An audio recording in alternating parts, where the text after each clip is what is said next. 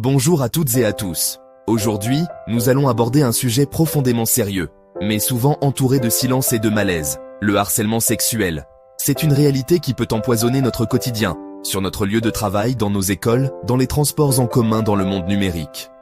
Le but de notre discussion d'aujourd'hui n'est pas d'alarmer, mais d'informer, de rassurer, et surtout, de donner les moyens d'agir. Alors, commençons par une question fondamentale. Qu'est-ce que le harcèlement sexuel exactement ? En termes simples, c'est tout comportement non désiré de nature sexuelle qui a pour but ou pour effet de porter atteinte à la dignité d'une personne, notamment lorsqu'il crée un environnement intimidant, hostile, dégradant, humiliant ou offensant. Le mot-clé ici est non désiré. Peu importe si la personne qui commet l'acte l'a interprété comme une blague ou un compliment. Si le comportement met le destinataire mal à l'aise, le menace ou le rabaisse et qu'il n'y a pas consenti, il franchit une ligne. Il peut s'agir d'un incident unique et grave ou d'une série d'actions répétées au fil du temps. L'impact sur la personne est ce qui définit véritablement l'acte. Pour clarifier cela, examinons quelques exemples concrets. Le harcèlement sexuel ne se limite pas à l'agression physique. Il peut se manifester de nombreuses manières différentes. Regards insistants qui donnent à quelqu'un l'impression d'être un objet. Commentaires à connotation sexuelle sur son corps ou ses vêtements. Raconter de manière répétée des blagues salaces dans un cadre professionnel.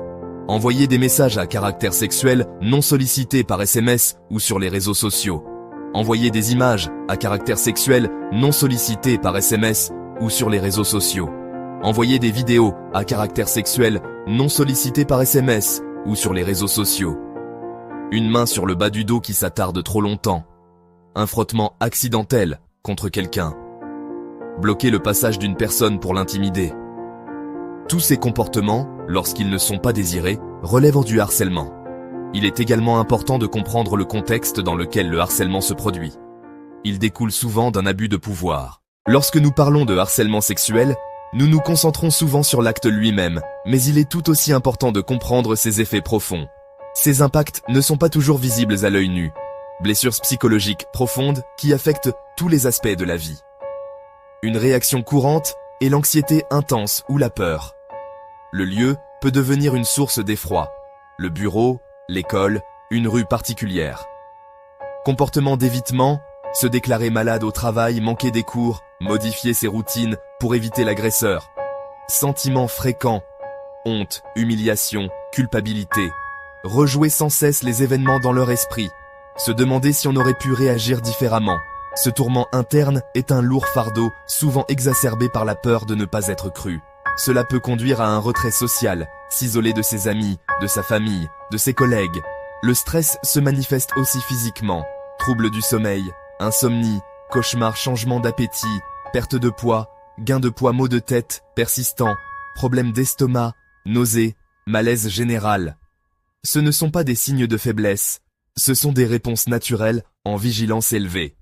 Reconnaître ces signes est une étape critique. Savoir que ce que vous vivez est anormal est une chose. Savoir que vous avez des droits et que de l'aide est disponible en est une autre. Et c'est absolument émancipateur. Il est essentiel d'être très clair sur ce point. En France, le harcèlement sexuel est illégal et passible de poursuite. Ce n'est pas seulement une question d'étiquette sociale, c'est une infraction pénale. Alors, où pouvez-vous vous tourner pour obtenir de l'aide ?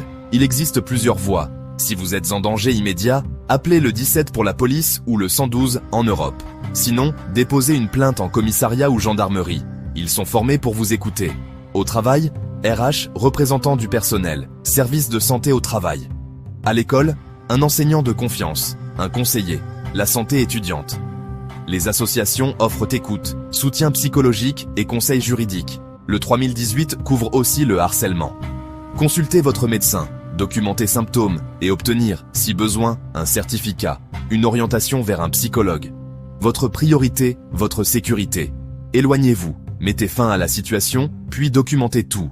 Notez la date, l'heure, le lieu, ce qui a été dit ou fait, qui était présent.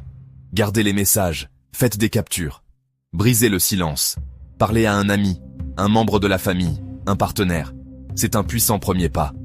Si c'est sans danger, intervenez. Créez une diversion. Adressez-vous à la victime. Dites d'arrêter. Sinon, aidez après l'incident et signalez si nécessaire. Votre témoignage compte. Que vous soyez victime ou spectateur, vos actions comptent.